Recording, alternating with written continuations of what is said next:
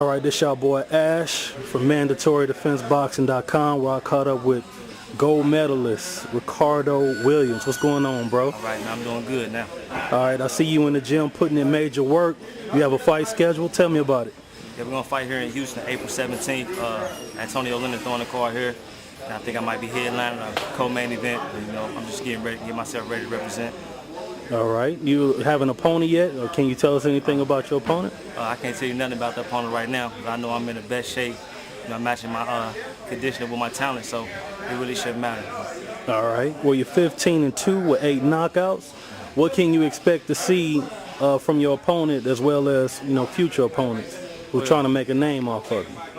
Well, a lot of guys. I've been wrote off. You know what I mean? I've been wrote off by a lot of people. So, that like puts the pressure on me as well as the opponents that I'm gonna be facing.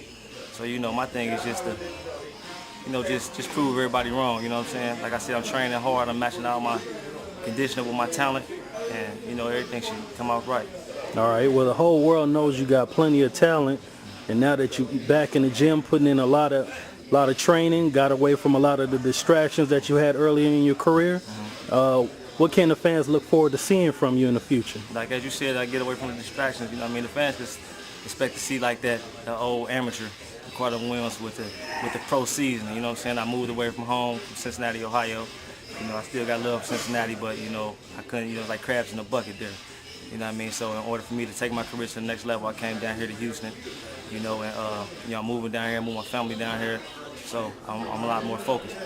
All right, so are you managed by Antonio Leonard? I'm managed by James Prince. Managed by James Prince? My advisor, my promoter. All right, are you promoted by anybody, you said? Antonio Leonard. Antonio Leonard's your promoter, okay. So how many times you think they'll have you in the ring this year? As much as possible. I got one scheduled April 17th. I got another one scheduled for May 6th. And if I don't, sustain no injury there, then it's on to the next one. You know what I'm saying? I'm gonna look to stay busy. Hopefully, shake this game up. All right. Well, you're campaigning as a welterweight. Is there any possibility that you'll be dropping back down to 40? Well, I've been out the gym for my last fight was 10 months ago, close to a year. So my first fight is gonna be at welter, and then we're gonna try to gradually move down from there. But if an opportunity come at 47, we most definitely gonna take it. All right. Well, there's actually a lot of talent in both divisions. A lot of solid names at 140, a lot of solid names at 47. But you're stating right now that you're willing to fight any fighter at any one of those divisions? Yeah, no disrespect to anybody at 140, but I think 140 actually be easier for me to get a title there. You know what I'm saying? Because I'm naturally bigger than a lot of those guys that's down there. But 47, as long as I keep myself in the gym, stay in tip-top shape, everybody's gonna have problems. All right. How many fights do you think you need before you start knocking off top 5 contenders and champions at 147 pounds? Like I said, I fight April 17th, May 6th, and probably one more after that. Then, I'm gonna jump right in the water with the Sharks. All right. Is there anybody in the division that you have your eyes set on? I don't got no picks and chooses. I take them as they come. You know what I'm saying? I'm like I said, as long as I'm in shape, you know what I'm saying, people got problems. You know what I'm saying? A lot of these guys I beat in the amateurs with ease. You know what I'm saying? I know the amateurs game is not the same as the professionals, but it's not that much different at the same time. And I got the heart for this. I was born in it and not sworn in it. You know what I'm saying? So, what I'm saying? I'm just ready, man. You know what I'm saying? I don't want to, sound too overconfident, but when you're training like I've been training now, you don't got no choice but to have a lot of confidence in yourself.